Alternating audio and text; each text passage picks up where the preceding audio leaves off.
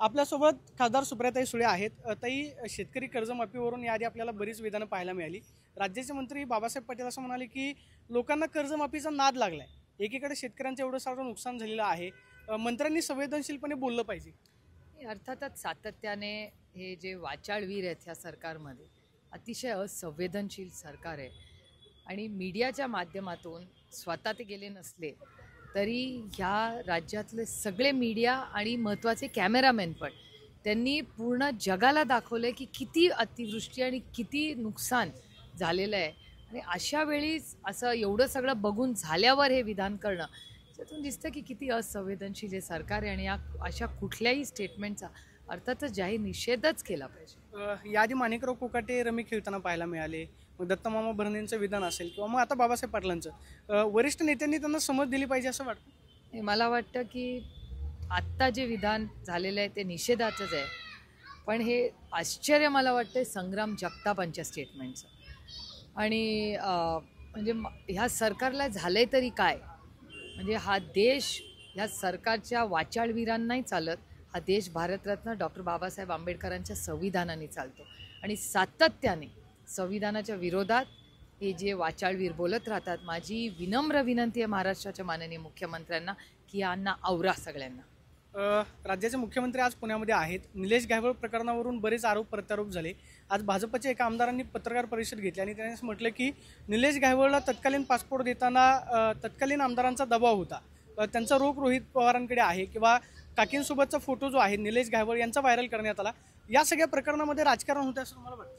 नाही, एकतर माझं म्हणणं आहे की पासपोर्ट द्यायचा अधिकार कोणाला आहे, एक तर महत्त्वाची गोष्ट। आणि परदेशी जाताना मी तर अनेक वर्षात गेले नाही, मध्ये फक्त ऑपरेशन सिंदूरसाठी गेले होते तेवढंच।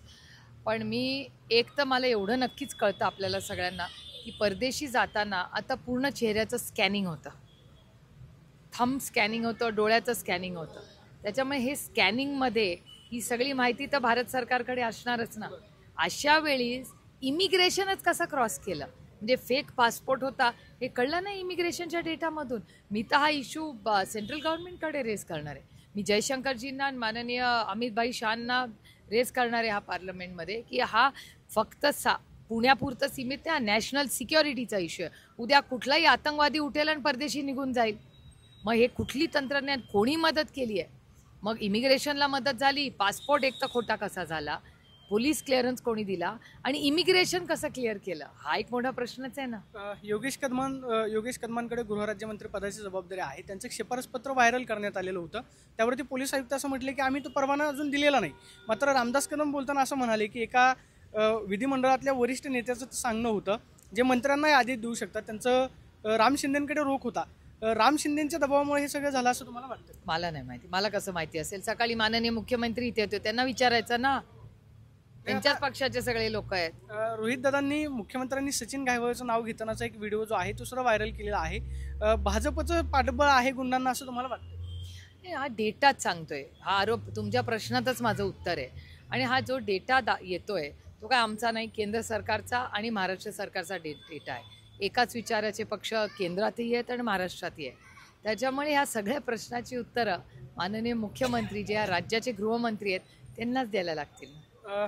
निवडणुका जवळ आलेल्या आहेत, प्रत्येकजण जो तो पक्ष तयारी करतोय। मुंबईमध्ये 2 ठाकरे एकत्र येतील अशी चर्चा आहे आणि पुण्यामध्ये दोन्ही पवार पुन्हा एकत्र येतील अशा पद्धतीने सुद्धा चर्चा सुरू झालेली आहे। तशी काय चर्चा आहे असं पक्षाच्या राजकीय वर्तुळामध्ये चर्चेला जात आहे का, किंवा ती शक्यता आहे का? नाही, आता मी हे तर तुमच्याचकडून पहिल्यांदा ऐकते। आमची तर महाविकास आघाडीची तयारी तर झालीच आहे, आमच्या अनेक मिटिंगही झालेल्या आहेत। 13 तारखेलाही काँग्रेसबरोबर आमची अनेक मिटिंग आहे। 2 दिवसापूर्वी संजय राऊत साहेब आदरणीय पवार साहेबांना भेटून गेले, त्यामुळे आघाडी म्हणून आमचं काम चाललेलंच आहे। आता पुढे काय होईल हे मी कसं सांगू शकते? आता ह्या क्षणी पाऊस पडेल का नाही कसं सांगणार मी तुम्हाला? मुंबईतल्या कबूतरखान्यावरून बराच वाद पाहायला मिळाला, त्याच्यावरती आज जैन मुनींनी पत्रकार परिषद घेतली। त्यांचं असं म्हणणं आहे की आम्हाला राजसत्ता पलटवायला वेळ लागणार नाही, किंवा जे डॉक्टर सांगतात की कबुतरांच्या विष्ठेमुळं जे काय आजार होतात तसं काही नाही, तर किडनीचे आजार बरे होतात असं त्याने एक तर्क मांडलेला। नाही, मग हे ऐकलेलंच नाही, त्याच्यामुळे मला माहिती नाही हा प्रश्न। मी माहिती काढून तुम्हाला उद्या नक्की सांगेन। एक शेवटचा प्रश्न आहे, आज उद्धव ठाकरेंनी मराठवाड्यामध्ये हंबरडा मोर्चा काढला, त्याच्यावरती बरीच टीका झाली। हेक्टरी 50,000 रुपयांची मदत द्या आणि शेतकऱ्यांची सरसकट कर्जमाफी करा, ही मागणी महाविकास आघाडीची आहे। मुख्यमंत्री असं म्हणतात की कर्जमाफीपेक्षा तातडीची मदत जी आहे ती शेतकऱ्यांना अधिकची गरजेची। नाही, दोन्ही आहे. उद्धवजींची मागणी ही रास्त आहे आणि मुख्यमंत्री म्हणतात हेच बरोबर आहे. आम्ही दोन्ही मागण्या करतो. आपल्याला आठवत असेल तुमच्या चॅनलशी अनेक वेळा बोलताना मी सांगितलंय किंवा आदरणीय पवार साहेबांचं ट्विट फॉलो करा तुम्ही. त्यामध्ये 3 ट्विट्स केलेले आहेत ह्याच्याबद्दल आदरणीय पवार साहेबांनी. त्याच्यात हेच सांगितलेलं आहे की 2 बाजूंनी आपल्याला काम केलं पाहिजे. एक तर सरसकट कर्जमाफी, जे माननीय मुख्यमंत्री इलेक्शनच्या वेळेस म्हणले होते की 7-12 कोरा करू, सरसकट कर्जमाफी करू, आणि ते म्हणले योग्य वेळ आल्यावर करी. त्यांचीच ऐकल्याने यही समय है, सही समय है. त्यामुळे हीच तर ती वेळ आहे ना, तर कधी करणार, हा पहिला मुद्दा. आणि एकीकडे सरसकट कर्जमाफी करून दुसऱ्या बाजूनी पुन्हा शून्यातून त्यांचं आयुष्य, आणि हा शेतकरी असतील, गावातली शाळा असेल, गावातला रस्ता असेल, आणि गावातले 12 बलुतेदार पण आहेत ज्यांचं प्रचंड नुकसान झालं आहे, त्यांनाही शून्यातून पूर्ण विश्व उभं करायचं आहे. त्याच्यामुळे दोन्ही बाजूनी एकीकडे सरसकट कर्जमाफी करून 7-12 कोरा करा, पुन्हा त्यांना निधी उभा राहण्यासाठी पुन्हा मदत करा. केंद्राची मदत अजूनही जाहीर झालेली नाही. आम्ही वाट बघतोय त्या केंद्राच्या मदतीची. त्यामुळे एवढा त्याला उशीर तर होतोच आहे, आणि असंच राहिलं तर आम्हाला सगळ्यांना महाविकास आघाडीला आंदोलन केल्याशिवाय दुसरा मार्गच राहणार नाही. पाहतोय की केंद्राच्या मदतीची आम्ही वाट पाहतो, आणि जर कदाचित केंद्रातून मदत लवकरात लवकर आली नाही तर महाविकास आघाडी म्हणून आम्ही आंदोलन करू, अशी प्रतिक्रिया सुप्रिया सुळेंनी दिल्यास पाहायला मिळते. कॅमेरा पर्सन अभिजित पिशेसोन, प्रदीप कापसे, TV9 मराठी, पुणे.